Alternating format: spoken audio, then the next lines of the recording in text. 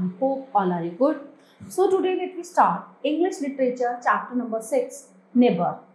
So inside the chapter, how would you feel if the person you like and trust suddenly seems to have become your worst enemy? है ना, आपको कैसा feel होगा कि जिस व्यक्ति को आप सबसे ज्यादा पसंद करते हो, सबसे ज्यादा भरोसा उस पर करते हो और वो एकदम से एक आपका बुरा शत्रु बन जाए. When you think he is the only means of the help you have, he turns up with the very people who are after your blood. और आपका अगर वो उससे खूनी रिश्ता हो. The voice came closer, came towards the bedroom. दरवाजे से बहुत पास से आवाज आ रही थी. The door was kicked open and silhouetted against the drawing room light stood a tall young Nantutu, the neighbor's son. ठीक है, दरवाजे पे जोर से किक मारने की आवाज आई पैर से. ओके, और जो है एक बड़ा लंबा व्यक्ति जिसका नाम नानतुतु था, वो पड़ोसी का बेटा था.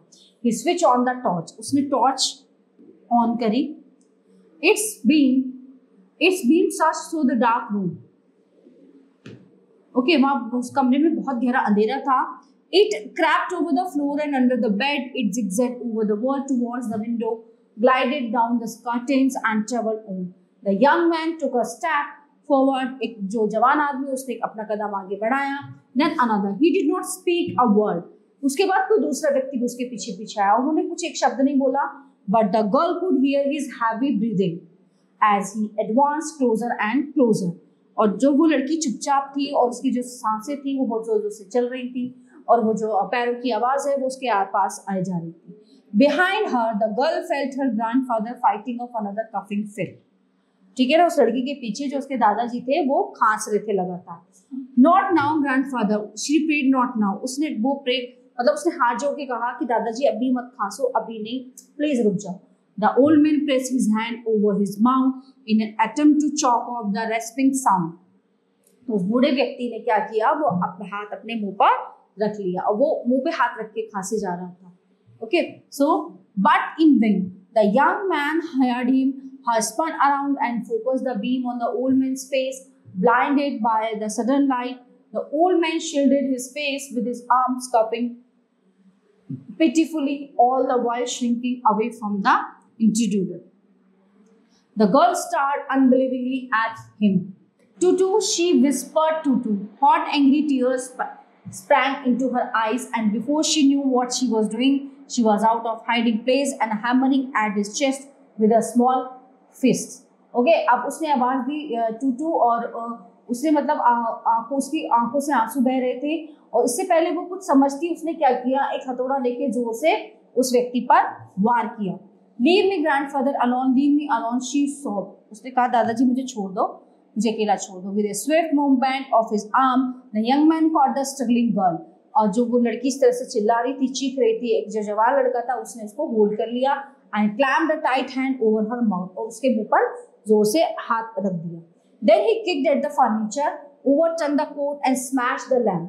तब उसने क्या किया, फर्नीचर को लात मारी और उस लैंप को भी जो बराबर में रखा था तोड़ दिया. Drawn by the noise and turmoil, two men appeared in the doorway. What is happening? One of them roared, "Have you got them?" The girl had her breath going limp in the young man's arm with his back to the door. Tutu shouted over his shoulder, nobody here. Get upstairs, quick, they must be upstairs, the cowards, and kicked the steel trunk with full force towards the door.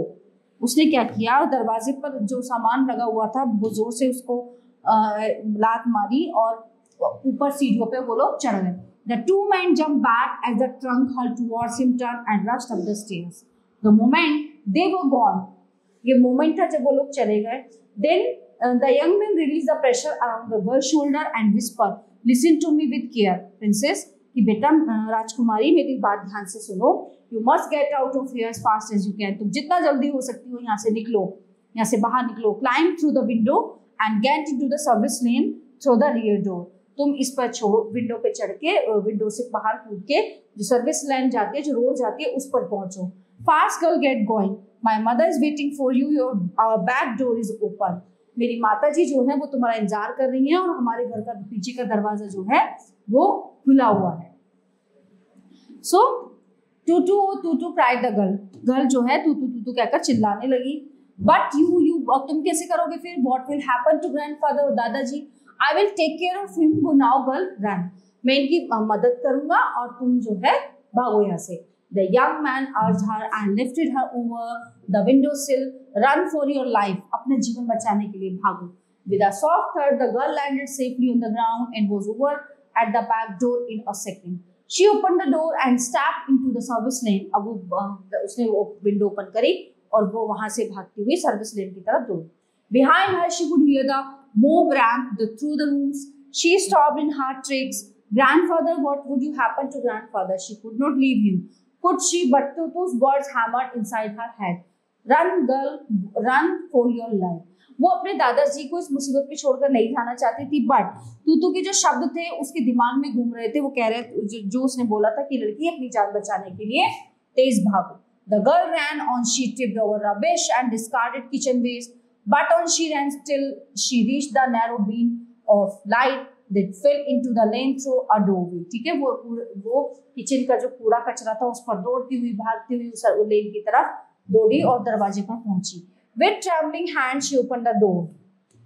कपकपाए हुए हाथों से उसने दरवाजा खोला and sobbing with exhaustion she fell into the arms of a waiting woman. अब वो एकदम से किसकी बाजू में थी, वो जो महिला उसका इंतजार कर रही थी। The woman drew the trembling girl close and whispered into the girl's hair, thank God you are alive. तो उस औरत ने जो है उसके बालों पर हाथ, सिर पर हाथ फेरा, प्यार से उसको सहलाया और कहा कि थैंक गॉड तुम जो है जीवित हो। We were so worried about you and your grandfather. Is he coming with Tutu? तो उसने कहा कि हम तुम्हारे और तुम्हारे दादाजी के लिए बहुत ज्यादा परेशान थे, तो क्या वो टूटू के साथ आ रहे हैं? आई डोंट नो, मैं नहीं जानती, whispered the girl. उसने उत्तर दिया, I don't know, and she began to cry. वो उसने कहा मैं नहीं जानती, और वो ये कहकर रोने लगी. The woman rocked her gently in her arms and said, "It's all right, it's all right." कि कोई बात नहीं, तुम चिंता मत करो, सब ठीक है. It's all over now. Let's wait for them here.